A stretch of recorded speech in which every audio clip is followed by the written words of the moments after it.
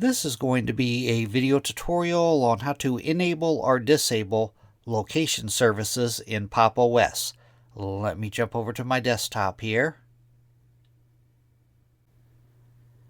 I am on my desktop now. To enable or disable location services, first thing you want to do is open up Settings. I'm going to go off to the upper right hand corner, up to my little system tray area. I'm going to click in there. Then I'm going to go down to where it says Settings, and I'm going to click on Settings.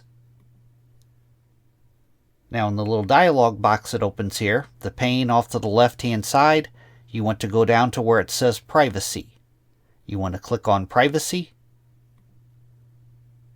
And then on the left side pane, you want to click on Location Services. Now in the center pane, as you can see, it says my location services are turned off.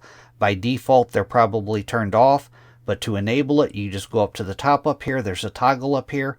You just toggle it on. Now it says location services allows applications to know your location. Using Wi-Fi and mobile broadband increases accuracy. But to enable it, you just toggle this on up here. To disable it, you would just toggle this off. That is how to enable or disable location services in Pop! OS. Thanks for watching.